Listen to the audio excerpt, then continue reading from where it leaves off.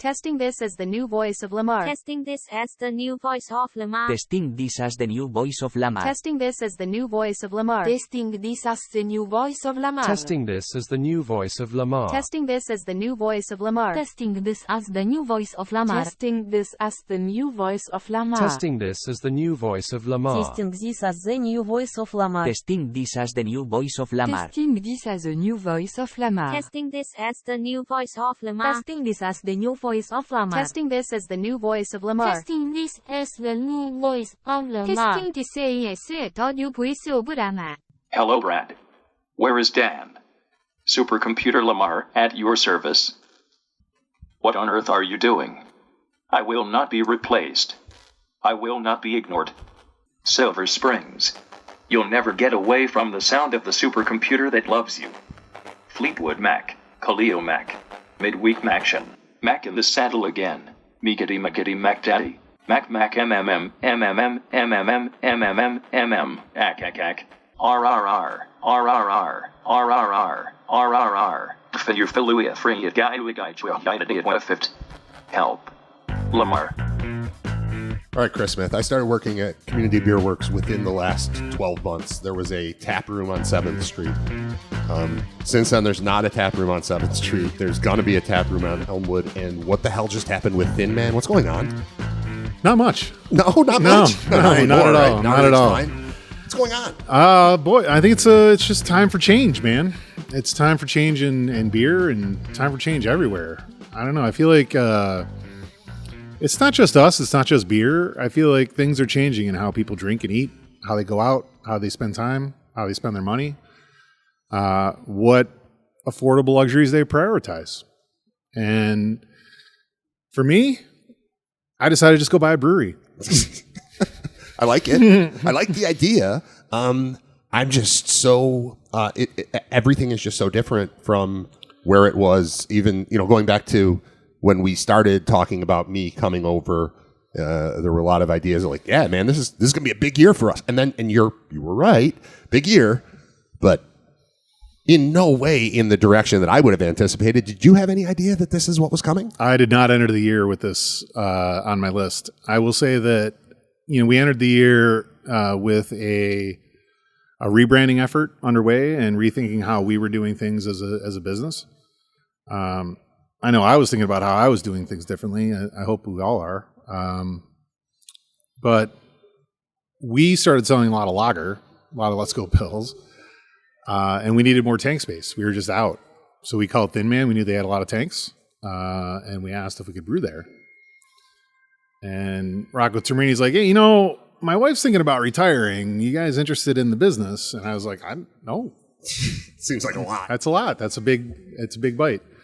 They had already closed their tap rooms. I still don't really know why. No one seems to want to say why they did. They were doing just fine. They had two? Well, the tap rooms were not part of Thin Man. They were separately owned businesses. Okay. The Schatzel family owned one, and the Termini family owned one. And so one on Chandler, one on Elmwood? Yes. Okay. And they shared ownership of the brewery. So I bought the brewery. Tap rooms were already closed. So I don't get access to those books or anything like that, but I will just say that when they put this forward, I took it back to my investors and thought about what this could do for us. And there's a lot. It helps us achieve scale on ingredients and costs. Yeah. What feels better, building a brewery or buying a brewery? Or building a brewery that gets you big enough to buy a brewery? You've been in this for a while, man. Yeah. When we started, this wasn't going to be a big brewery. That wasn't the idea. We were going to grow in place at Lafayette. And here we are 12 years later, and I've got 35,000 barrels of brewing capacity with distribution through pretty much half of the country. Time to grow that community, huh? Yeah. So I think I know what I want to do with the business. I don't know if I'm ready to talk about it all just yet. Sure. But there's so much possibility for a contract brewing facility in Buffalo that brewers who are struggling in other parts of the country to get access to capital or access to equipment or banks that will allow them to open up bars or breweries in their communities, the only way they're going to grow is if they sell more beer. So we're going around the country and trying to find breweries who are in those positions and want access to both the New York City market through us and through the rest of our distribution market. So I want to think of what we got as a gift. I mean, we paid a lot of money for it. Yeah. But operationally and for me, I guess spiritually, it's a gift, right? This is the thing that I can use now and my team can use to make a significant change in our industry about how beer is made and sold. And I'm really just going to kind of leave it there for now. But we're going to announce something that's like a legacy for us and for Buffalo Brewing and maybe for the industry.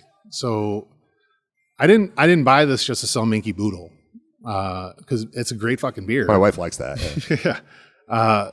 I bought it because I think the asset that's there, that facility, has been underutilized and could be used to the benefit of so many other businesses and people. So that's exactly what we're going to do with it. And we've got a really good idea.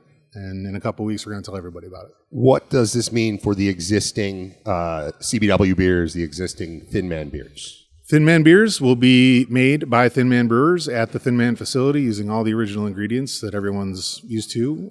The team is still in place.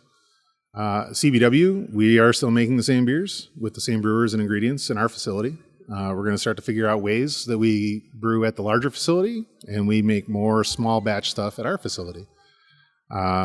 So I think there's opportunities for us to grow the brands, but for now, it's really just run them in place. We're both doing well. You're a product of the 90s like I am. Yeah. What was the worst thing you could do in the 1990s? Do you remember? The worst thing? The worst thing you could do in the 90s was be a sellout. Are you a sellout? Have you betrayed your roots with Community Beer Works by buying and upscaling this whole thing? I don't know, man. I'm a capitalist with a soul, so it's hard for me to sell out. Does that idea cross your mind though? The sellout thing, like Every day. What are we compared to what we started off to be?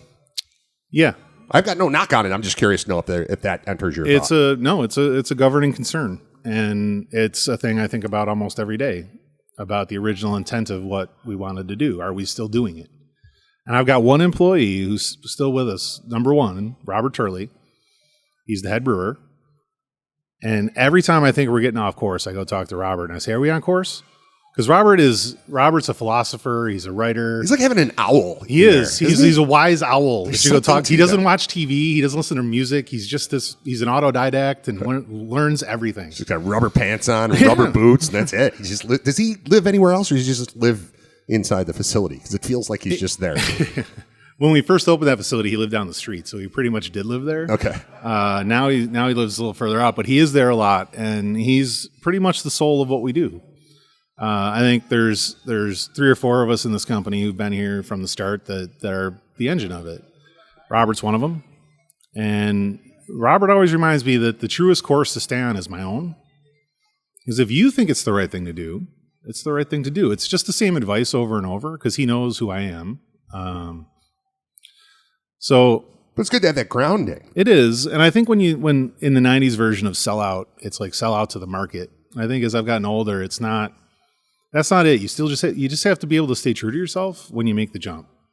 That's why Pearl Jam's lasted this long as a '90s reference, right? The one band that lasted was the one that seemed amenable to change, that they wanted to grow, they wanted to change, but they've always stayed true to themselves and their music and who they are.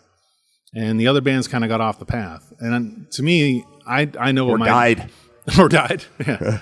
I know what my true north is, and it's about running a business that cares about people. We started it to make great beer, but also to like build a company we were proud of and wanted to work at and wanted to tell our friends and family to come work at. Yeah. I've got that.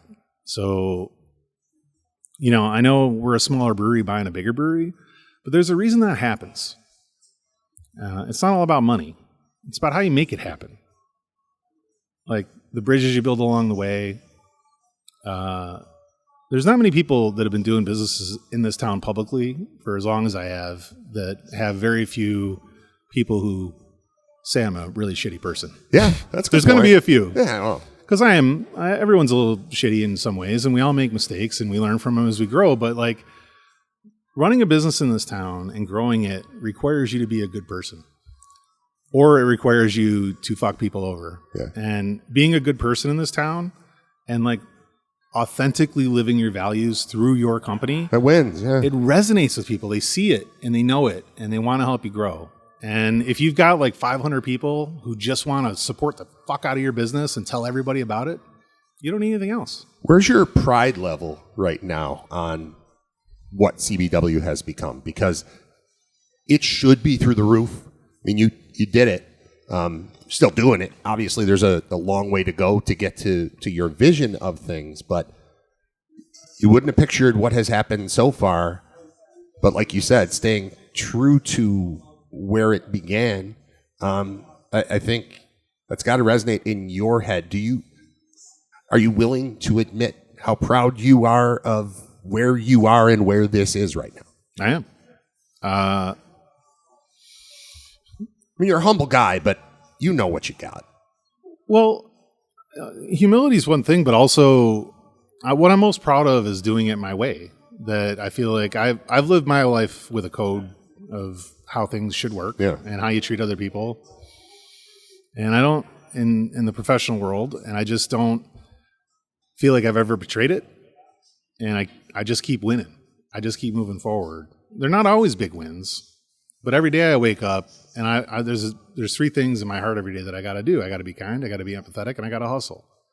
And if I do those three things, the next day comes and more opportunities will come. Sure. I don't worry about money. I stopped worrying about money a long time ago. I mean, I budget like an adult, but like I don't sweat when money's coming in. Running a brewery is like living on a knife at all times.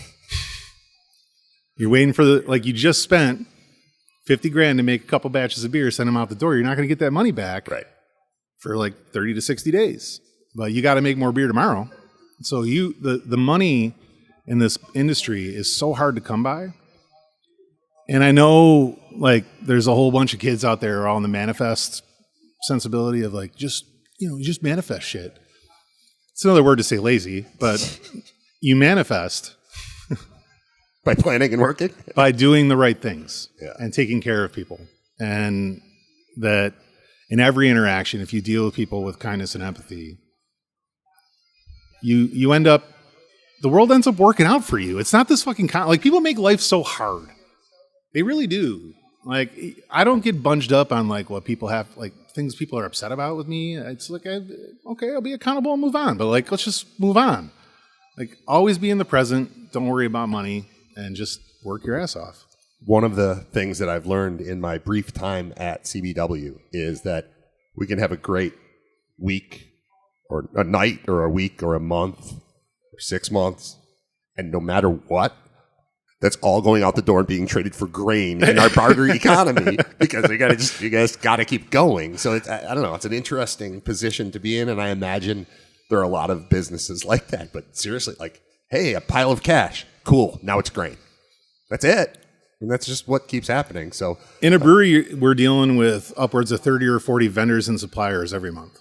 And the cash in and out for all that is tough to manage for a bunch of knuckleheads who just really like beer. It's been a challenge for us financially, but we've gotten to the point now where we understand how much it costs to do things, not just in dollars, but in time. Yeah.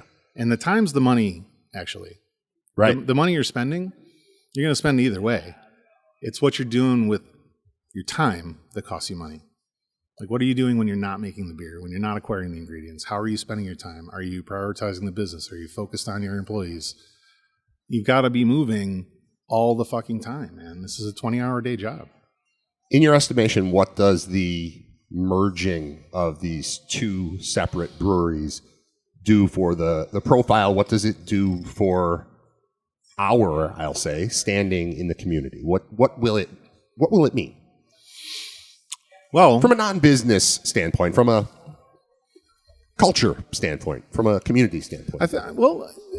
Thin Man's always sold beer to a slightly different audience than ours. You know, I think everybody thinks of themselves as collective people, but as people who sell things, we know that we can niche people out. And Thin Man's audience traditionally skewed a little younger than ours. They were a little more party-centric than we were. I feel like there's a space in there where we create a brewery that makes beer for everybody, where everybody feels welcome, where everybody feels there's a brand in-house for them, that there's a level of comfort and familiarity with a business that you can that reliably puts out great product. We're the only brewery in Buffalo, and maybe in Western New York, that's won awards at every level of competition. World Beer Cup on down. Thin Man's won theirs, sold tens of thousands of barrels of beer. I think putting the two cultures together and building something special really opens it up for folks and maybe makes them rethink what craft beer is. It's not snooty guys with beards. It's just dudes who it's just folks who like good beer, and we pay people a good wage to make it, and we have a good time. Like, I don't know, man. I feel like the cultural connection that we've built since the pandemic here is a more appreciation for local business and what it means to our economy. How much is, thinking back to when you started and when I was on the outside, but still, I mean, I feel like I've been there.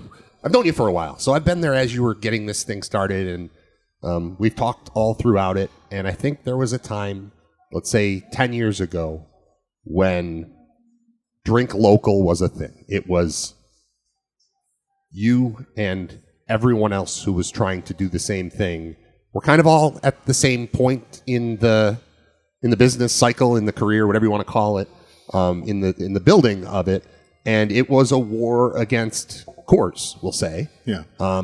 Just buy something from, I don't care if you buy it from me or from that guy who is next door or from that guy who's down the street.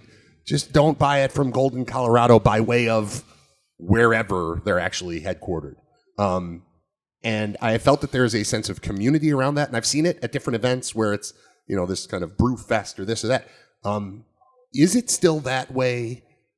Is this merger a sign that it is that way or that it's not that way? Where are we in that? Because it's business. It is competition. Mm-hmm. Every time somebody buys a beer from a different local place, that's $14.99 that wasn't spent with CBW or Thin Man. But we still want that money to be spent there instead of Coors. Right. So how do you answer that? I think there's two ways to look at it. One is that when we were starting, there was more value in us all being on one team, marshaling our resources together to combat bigger competitors, right? And then as time wears on and some of us succeed and some stay middle of the pack financially and some get big, audience acceptance and others don't. And why that happens is, there's millions of people in this country employed to tell you why that happens or how it happens through influence and advertising and marketing. But I think we're at a point in the industry now where we all see we kind of have to be that way again. Not just because the big breweries, the macro breweries, Anheuser-Busch and Molson Coors and whatnot, that they put price pressure on craft breweries. They've made it hard for us to buy ingredients on the low end. There's all sorts of ways that Anheuser-Busch and Miller Coors have tried to control the craft industry. And I think we've collectively decided that we don't give a shit about it anymore. That's what I think. I don't care. And in my early days of being a craft beer fan, I was never the guy who told you that you were an idiot for drinking something. But I knew a lot of people who did. And that's the worst way to get somebody to try something new. Is do we both just think of the same person? I think we did. I think we did. But I will say that's the worst way to bring someone to your side of the argument is by telling them that the thing they're doing is really dumb. Hey, it's Brad. First thing I want to do is thank you for checking out this particular episode of Writer Radio. The second thing I want to do is tell you that your work is not done because, as every podcaster in the history of humanity has implored his or her listeners to do, it is helpful, essential that you do all the stuff. The stuff means subscribing and liking and downloading and rating and reviewing and saying nice things and sharing with friends this podcast to keep it going, keep it growing, keep it moving, make everybody's life easier, get more, I was going to say eyeballs, but this is a podcast, more earballs on Writer Radio, bigger and better guests, better conversations, better everything. Everything about the show is better if you actively help me to share it with others. And you can do that by doing all of the things mentioned, not just by me just now, but by every podcaster who's ever sat down behind a microphone and done this. On with the show. People have less and less money for affordable luxuries these days. And the prioritization they put on it is personal. And for us to cast judgment on the decisions people make as consumers is just fucking stupid. I would love it if people would spend money on craft beer if they prioritized it. And maybe they will. And that's on me to convince them that it's worth it. And I'm not going to get there by saying Anheuser-Busch blows, but I am going to get there by saying Big Ditch makes a great beer. I'm going to get there by saying, have you tried 42 North Borderland, especially the White Oak? I'm going to talk about the breweries and beer in my community that are special and try and share them. And hope they do the same. Right. Yeah. And then, because I think most craft beer customers are interested in various breweries. They're not picking one. This isn't Coke or Pepsi. It's like there's 42 breweries here, man. Like, we're all making beer for different kinds of people. And like, we just have to embrace that. And I don't know. I think what's happening now is a greater sense of serious collaboration, not just the for show collaborations we do, like beers together or hanging out together. We're really talking about how we integrate our businesses to achieve scale. How do we work together in the face of large competition to sell our product? So I think that's where we're at now. This is real change and real collaboration. I remember a while ago talking to somebody from, at least associated with one of the larger macro breweries, and they said something they were fighting against is that they've spent 20, 30, 40, 50 years building this brand, and the new cool things, try the beer you haven't had before. How does that apply to what's happening at CBW with, core beers versus putting out something new every week? These can release things that seem to be a massive thing with microbreweries, say 5 years ago. Are they still a thing? The culture where are we in all of this? Yeah, the hype culture was, some breweries still have it. It's getting fewer and fewer. It's more of a sign of the economy than interest in the craft beer industry. And I think that's where people get confused, is that there's like this reduction of interest in craft beer. There isn't. There's just people are broke. So, I think as an industry, we have to address that too, that our prices are a little high. That, if we want people to choose us, got to give them reasons to. But that kind of line culture, I think, it really stimulated a lot of craft growth, but I think it created a false idea of what the industry really is at its core. That was never the way it really was. It's not going to be the way it is in the future. There was just a window of time that we should all look back on fondly and say, that was when everybody, like a good 20% of Americans decided, you know what, we're drinking local. Leave it there, and now we go to the next phase. That's how I'm looking at it. So it's not, we're not trying to collect rookie cards anymore with autographs and pictures of jerseys in them. We're just going with the solid, hit a double here. Right?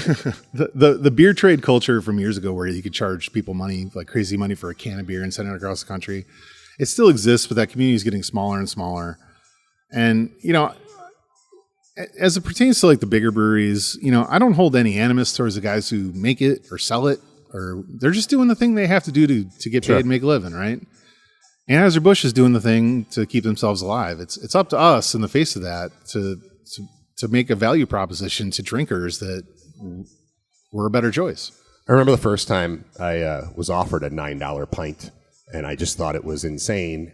But that was before, gas wasn't costing me $3.50 a gallon, and milk didn't cost this, and a steak didn't cost. It seems like things have normalized in that way, in that those prices were high, and that was early, and they've kind of stabilized, and everything else has come up, and that's probably good for the industry, right? It is. I feel, I said earlier that some of the larger macro breweries have made it difficult by buying the regional breweries, by buying your Goose Island type of brewery. Those breweries were able to control like what's the high end pricing for craft beer. You really can't get above $20 for a 4-pack. If you do, it's pretty rare. People have been dabbling around it for a couple of years. Now there's some breweries up at $24.99. But I think the beer business is bifurcating in a lot of ways. There's this high end audience that wants these really expensive high end beers. And then there's everybody else. So I want to make beer for everybody, but I think we also have to understand that there's different audiences. Every time I talk to you in a recorded conversation, I end up having to look up one word. I'm aware of bifurcation as a word in the English language. I'm sure that it means, the bi probably means two. Splitting it. Furcation probably, it seems like splitting. So I'm piecing it together with context clues. but I would like to thank you for once again being true to yourself and making me look up a word in a conversation with you. So thanks for that, man. Well, I don't know, man. Like this we're all here to learn from each other, Brad. Yeah, I guess. I've learned a lot from you over the years. Thank you.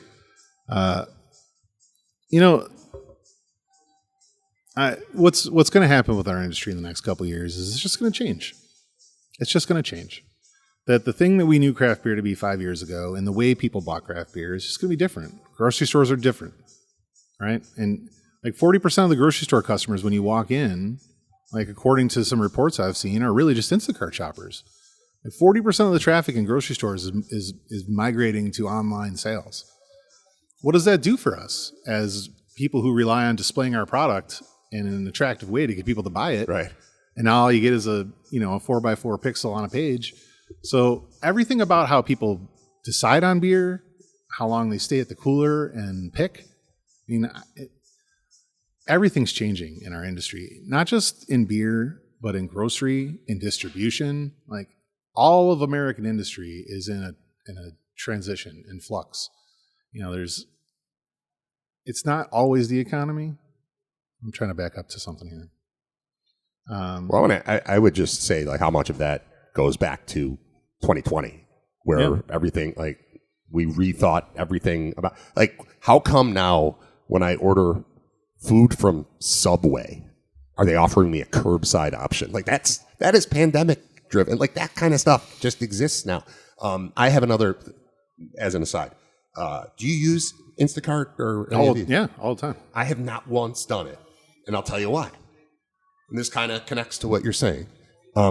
I don't even like when I go to the store with a list that my wife made, because I don't know what is an acceptable substitute for the thing that she needs oil, like olive oil mayonnaise in the squeeze bottle.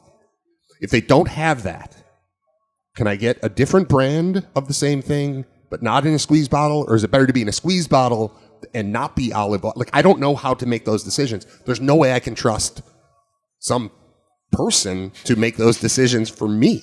So how on earth, like, I don't know. So there's a lot of pressure for you in a grocery store. You're thinking about a lot in there. She's clearly got a plan. If she makes the list, I'm with you. Then it's like, get this, the large one, not the small one. Well, I don't have the large one. Are two small ones good enough? Do you want the glass jar? I don't. Who knows? No. So now I have to make calls or texts.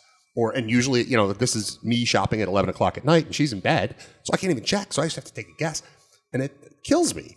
So I definitely can't order from Instacart. Like, how's that going to happen? How's that going to work? Because you get these constant text messages while they're shopping, and if you don't answer in like 3 seconds, they just move on to the other thing. Oh, they do that? They ask you? Yeah. Is this okay? They'll take a picture of it, they'll send it to you. Or oh my they'll God, say, really? Oh, you no, don't I have want the to try cucumber it. you wanted, they'll get you this one, but you got to be on it. Like you're shopping with them. So you're rolling. You just don't have to go. Yeah, you can't let them text you and then like if you get back to them 5 minutes later and say, no, I don't want those bananas. They're like, fuck you, we already checked out. Yeah. You're like, holy shit. Eat the bananas. Wow. All right. Well, that's good to know. Do you remember what you were trying to say before I started talking about Instacart? I don't, but I remember when Wegmans came out with the Instacart thing like right before the pandemic. Do you remember when it debuted? It was like December of 2019, and I was like, this is nonsense. I remember seeing the signs on like where you return the carts. Yeah, there was a sign about it. I'm not doing that. I have not been inside of a grocery store for like an actual for real for going to get like one thing. Maybe I'll go in and grab one thing.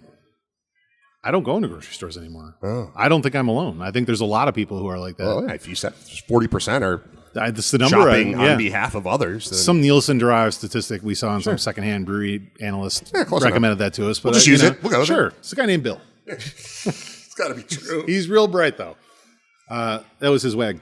I do want to throw out there that we are recording this inside of Pizza Plant on Transit Road in Williamsville. I think the last time you and I were here, I noticed the giant sign that says pods. And I was like, oh, yeah, we could record pods here. That's not what they mean. They mean the thing that we had for lunch. But this is... I'm not recommending, everybody can't just come in and set up shop and record podcasts inside a Pizza Plant, but they were very kind to let us do that here today. And so I figured I'd give them a little shout out. Well, I want to give them a shout out for rebranding calzones. Nobody wants to go get a calzone. Right. But everybody wants a pod. All they did was like squeeze up the pod into a sub shape, and that was that. Well, this is a radio show. It's all marketing. This is a radio show, but we're not calling it that, are we? What are we calling it? No, we're still calling it a podcast because Adam Curry did it first. Yeah, I guess he was the guy. Yeah, this goes back to the iPod that nobody has. Nobody has. Do you still have an iPod? Yeah, well, I have one. I have an iPod Shuffle that I got as a gift for being in a wedding in 2005. And it was the coolest gift I've ever received for being in a wedding. And it was awesome, but it's the only Apple product I've ever owned. I do not stand by iTunes. I can't do it. Really? So I'm Android guy, no Apple anything. Aside from, yes, I do have an iPod Shuffle with no display on it, nothing. It just looks like a little white stick. Nice. And it's cool. And if I pulled it out right now, charge it up, it would have a ton of great songs from like 2007 on it. Oh, shit. Probably. Because I haven't used it in a long time. But it exists. I have it. You have a drawer of cords, right? Like everybody has. Like, do I have a drawer of cords? You've got 35 micro USB cords that you don't need anymore. I still need them all. But do you have the box of old laptops and iPods and gaming systems? Oh yeah, I have one of those huge 50-pound tote things Same. that you get from, and it's just filled with like 40. I have one of those. I have one of those. I have another one that is wires and cords. I have I don't know, what is this, 3-foot high plastic drawer thing.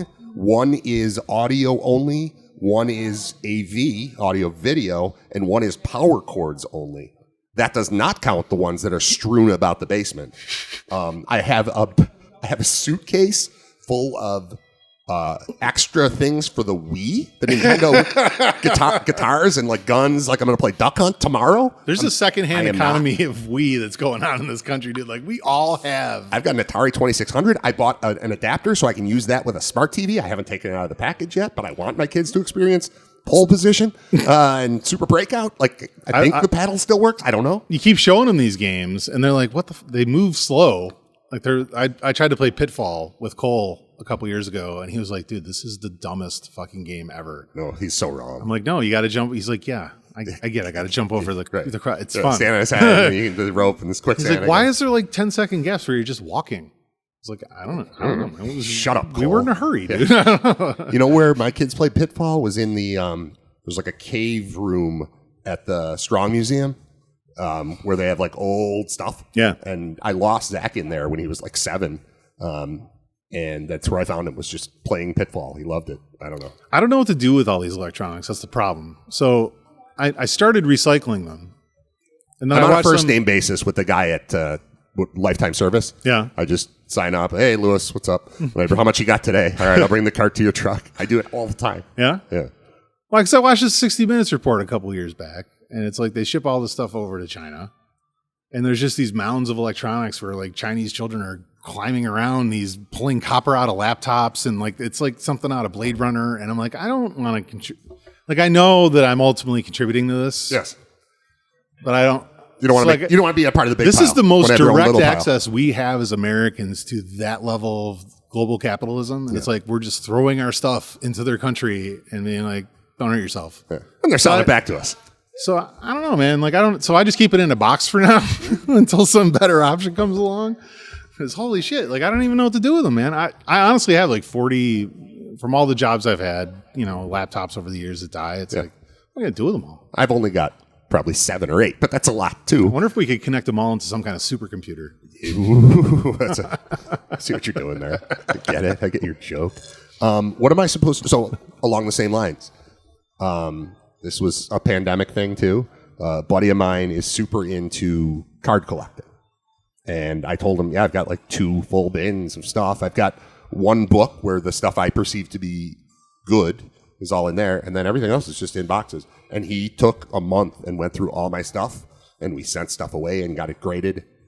Why am I keeping the other things? When the expert guy looked at him and said, "This is cardboard, and these are the," but how am I going to? I'm not throwing out O to B McDowell. Like that's not. That's not man. me. Tommy Gregg's a hero, dude. What am I supposed to do? Let's just name some guys from the '92 Braves. All right. I don't know. It's Mike Gallego. Just Lemke. Matt Sid Mark Bream. Lemke, Sid Bream, Terry Pendleton, Tanner. Who's Tanner? Jim Tanner. Was he a manager? Tanner. There was like a 7-year period in my life where like Skip Carey's voice on TBS was the narration of my life. I was more a WOR guy. Yeah, so Kiner's Corner. Yeah, more Kiner. I hated the Mets though. I did not. Yeah. I liked them until they traded First, it was Dykstra, and then once Backman was gone, I broke up with Frank Cashin and haven't rooted for them again. Although I did see a guy in a Mets jacket today, and Really? I wound up in a 5-minute conversation with him. He had no idea what I was talking about. I started talking about Dwight Gooden, and He's like, who's Dwight Gooden? Yeah, he had nothing. I don't think he knows anything like David Wright, or if he even knew that. I don't even know. What other stuff are you keeping at home that you don't need? A lot of electronics, baseball cards, furniture. I am overstocked on. I'm still planning to make my basement amazing, but instead I'm just piling up couches and chairs, and like they all have their purpose, just not all at the same time. And there's gonna be a day where I make a decision on what stays and what goes, but I don't know when that day is gonna be. I got rid of a couch recently. That was a big step for me. Yeah, mostly it's wire. It's. I had this vision of having a full on like studio. Right. Where we don't have to go to Pizza Plant to record a podcast, where I'm just like, why don't you come to my house? It's set up perfectly. The acoustics are wonderful, and the chairs are comfortable, and the children are quiet. The children are quiet. My recording equipment is fantastic. I just recently saw a video of Shane Gillis's podcast, Matt and Shane's secret podcast, and they're using this same exact piece of equipment. Like, this thing is amazing for $150 or something. It's unreal. Radio station in a box. I recorded with Rich Gensler the other day, the last episode of this. He was busy. We just couldn't get together. Did it on the phone. He's at his house. I'm at mine. My cell phone hooks up to this thing, and it sounds as good as $10,000 worth of radio equipment used to sound. So that's cool. I don't remember what my point was. We were talking about stuff. Or what I hold on to. It's have you foisted your baby stuff on an unsuspecting couple yet? Vast majority, yeah. Who's getting hit now is Jeremy. Oh, yeah? Yeah, well, he's got I think his son, he's got a son and daughter. They'll be 3 soon, like in March, I think. And my youngest is 7. So this is stuff that's just been held on to. But I've just been dumping it on Jer. We had a good run with a couple of my cousins had boys shortly after we did. But that kind of fell through when like they started growing faster than one of mine, and it all fell apart. But Jeremy's been taking a bunch of my stuff. I broke up with my stuff. What'd you do? I just got rid of it all. I did a big sort about a year ago. Like there's stuff in my closet I've had there for 12, 13 years. I've moved around with 4 or 5 times. Like I haven't worn. You start going through your shit, and it's like, why do we hold on to this stuff? I can get rid of my own stuff, no problem. Everything else has to be cleared with my wife, and that becomes a problem because it's always like, well, we're not going to talk about it now because she's working and I'm working, and now it's time to eat dinner. We're not going to talk about it, and then it's time to go to bed. And we're not going to. It just doesn't happen. So the stuff that has to be discussed remains. The stuff that is solely mine, that I'm the only one who will miss, that's easy for me to get rid of, and I really appreciate. Less is more to me now. It didn't used to be. Yeah. Aside from the stuff I'm discussing, which is wires and video game systems and laptops and furniture. Furniture is a problem. But like little stuff. Like I have a complete collection of fitted Major League Baseball caps that I won from a Buffalo Sabres Aces and Blades like casino night in like 2005. I have a full set of Major League hats. I have worn, of the 30, I've probably worn 11 twice each. The rest still have stickers on them. I don't need them. I don't want them. I'm never going to display them. They're just in a box. I don't need them. So what do? Do I sell them individually on eBay? Each one is probably worth $40. It's a sunk cost fallacy because we have it and we know it has value to someone. Right. We hold on to it. Yes. Thinking that someday that person is going to manifest themselves and say, hey, do you have 19 hats you haven't worn? Right. And you say, yes, I do, as a matter of fact. But in for a giant head? That's what I thought about when I was going through all my stuff. I had 40 like totes that we were just dragging around. Yeah, who are these for? It's like the stuff from when I was in the military, and like you keep a few of the things, take pictures of the others, and like just let it go. It felt so fucking good. Do you have a box of like old school stuff? Like, like elementary school, the story you wrote. I do now. When my mom passed, she gave me this. She left this box behind I have 2 with bins. all the stuff. I have 2 bins of that. I don't need it, but I also can't just throw it out without going through it. So, am I going to dedicate 2 full days to reading this stuff and scanning the important thing? None of it's important. I don't need it. I don't need it at all. What am I going to do? So I already did the thing with that box, like. So I got that box from my mom, and it was like all emotional because she just passed and the whole thing. And I open it up, and it's like my artwork from kindergarten and all that stuff. And it's like, oh. And I sat with it in my bedroom for a month with the box open. I'd walk by it each day and look at it, and I'd go through that tonight. I'll go through that tonight. And I just made a decision one night. I just went out to the dining room table, and I took everything out, and I put it on the table one by one, and I took a nice picture of each one. And then I put it in the box, in a new box. Yeah. And I was like, this is the one I'm going to... I maybe kept 5 to 10 of them. I mean, it was 200. Yeah. I haven't thrown them out yet, though. They're in the box by the front door, like... I don't know, man. I gradually move stuff out of the house, and then it ends up in my trunk for 2 months until I drop it off somewhere. Yes. So it's like it's a process, and like I'm okay with that process as long as at the end of the day I don't have as much shit. Right? Yeah. I think again at the end of the day I would just be happier to not step around this than to still own it, and that's most of the stuff that I have. I wish we had half of what we have in our house. I just don't want it. I don't know. There's something about living in Buffalo where people think everything's supposed to last forever. The thing shouldn't end. In evidence, our friend Seamus, Seamus Galvin, ran a thing called Slow Roll Buffalo for 15 years. Great little organization, and he's at the end of his rope with it. He's like, I've been doing this 15 years, right? And he tried to talk to people about, I want to go move on and do something else. And everyone's like, well, you can't do that. That's your thing. Slow rolls, it's got to... Why? Things just have a good run, and then we're done. Yeah. Like, let's just be okay with it. And it's the same for our stuff. It's like we want to keep things forever because there's a memory attached to it. And like the memory doesn't go away because you get rid of the pants. You know what I mean? You still remember what happened in the pants or out of them. And like, so you keep track of that in your mind or with your photos. And like, I don't know. I just think there's a better, the way I'm doing it's not for everybody, but I feel so light without that stuff. Yes. And I didn't know it was really weighing me down until I got rid of it. You know how many T-shirts I own? I mean, I would anyway, and then I worked in T-shirts for 10 years. By like the 4th time, I pass over a shirt going, I don't want that one. I want to wear a different... Why is that one still there? I'm going to keep passing it over. I have a washing machine. I'm never going to run out. It's never going to be a thing. We're like, oh no, I don't have a shirt to put on today. That's never going to happen. So why am I keeping the ones that I am never going to wear? I might clean these out today. You know, the charity walkathon from 2004 for Make-A-Wish, let it go, dude. Like, it's the Boys and Girls Club, turkey trot. You did it. 98. You did it. You kept them alive through that, and they're thriving. They're doing great. Just get rid of it, man. Is there, did you see the We Are the World documentary yet? I have not. Okay. I have not. Right. I will say that Please watch it. I am excited to watch it. Please watch it. I don't think that before or after there had ever been a room where that many celebrities were in where they couldn't have their people. Right? That's the fulcrum of this thing. To me, is like it's like that they're all just unhinged in the studio. Yes, that's it. There's people. Either you're singing the song or you're Quincy Jones or you're filming the thing, and that's it. There's no agents, there's no publicists, there's no intermediaries, there's no posses. Much ego in one room. Yes, it's amazing. It's amazing. It's so good. I'm still waiting to have a conversation with somebody who's seen it into a microphone. I talked about it a little bit with Gensler. He hasn't watched it yet. I told him in advance, like, can you just watch this? Everyone will love it. Everyone who watches it will love it. Please, world, watch this. I don't have any stake in it. I just want to talk about it with somebody who's seen it. And it's so good. So soon I'll talk to somebody who's seen the whole damn thing. I'll watch it. I'll do the homework. All right, please. Yeah, it's so good. It's not hard. It's an hour and a half. I watched it on consecutive nights. I watched it, and I loved it so much. I told my friend about it, and then I watched it with him and his wife. It was great both times. It's been like 2 weeks. I'm ready to see it again.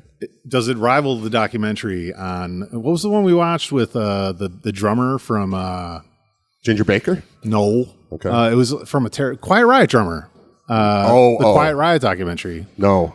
Frankie something or other, and it was just like constant videos of him in his backyard, like playing with ninja swords. That guy. That guy. It's nothing like that. We'll just cut that part out. No, we'll leave it. No, remembers that guy? No, it's there's nothing. There's no oh my god moment in it. There are 50 things that make you think and make me want to talk about what that whole thing was and the music industry at that time and the music industry now and the 50 people in a room and all that. There's just so much there. Well, what do you want to make a documentary on that hasn't been made yet? I have thought of this and I've had ideas, none of them ever good enough to present to anybody and ask for funding because I don't have one. No. Nick Mendola had an idea a while ago. Of course he did. Yeah, it's weird, right? And for those who aren't familiar, there's a big 3-ring binder book of ideas that Nick carries around that's pretty amazing. Well, this one has always stuck with me. He wanted, it was a book. I'm pretty sure he hasn't written it yet, but it was a book about cup of coffee, like people who had a cup of coffee in the NHL or the NBA or Major League Baseball, or maybe had one hit single or whatever. But like, I was famous for 30 seconds, or I lived the dream for 10 seconds. Like, I think that's cool. It's almost the that documentary about like 20 Feet from Fame or whatever it's called, about the background singers. Yeah. And like the documentary about what's the band that played on all the hits? The guy from Niagara Falls, Tom Tedesco, or Telesco, or whatever. Oh, God. That's the Chargers guy. Willie Nile. Right. Wrong guy. No, not him either. You're right. That is the Chargers guy. Granny's guy. No, not him. Wrecking Crew. Yeah. The Wrecking Crew. The backing band for like all the hit songs. Whatever. Same type of thing. Like, everyone knows my work. No one knows who I am. I thought that was super cool. So that kind of vibe I like. When I make a documentary, it'll be something along those lines, I believe. I'd call that I'd call that podcast, because it's not a documentary, it's a podcast series, and it's called Moonlight Graham. And it's like the human stories and tragedies behind those cups of coffee, people showing up, like, and what they went on to do with the rest of their lives. And like, I don't know, man, like in this industry, and I've met so many people with incredible stories. Yes. And like, the best documentary I can come up with is my own about this business and the travails it's been through, the things we've done. I mean, I know everybody thinks that the business they run makes a good story, but like, really lunatic shit has happened to us over the years. Like, fucking off the charts, like absolute fucking nonsense that I've dealt with this team that we've made work. And like how you as a business and as people get up every day and fucking persist. That's what this is, man. That's what success is. Your ability to fucking persist. That's it. You have to outlast. It's not outwit. It's out fucking last and out hustle people. And it's like that story of how you build something like that. And I'd love to share that with people. Blocking and tackling, right? Yeah. That's it. That's the whole story. Writer Radio Podcast is brought to you by Community Beer Works, making good beer for good people since 2012. The future of Community Beer Works is bright, with a new tap room opening. The old tap room currently closed, but the brewery remains open, which means you can still buy the beer all over Western New York and beyond. Single order hazy IPA, double order hazy IPA, both go great with wings. Get it? Single order, double order?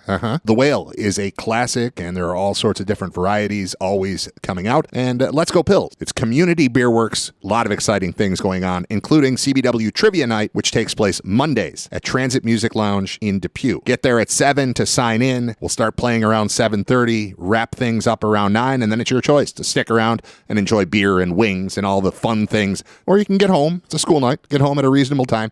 Either way, we look forward to seeing you at Transit Music Lounge Mondays for Community Beer Works Trivia Night, hosted by me, Brad, and I hope to see you there as well. Thanks to Chris Smith, co-founder and president of Community Beer Works and new owner of Thin Man Brewery.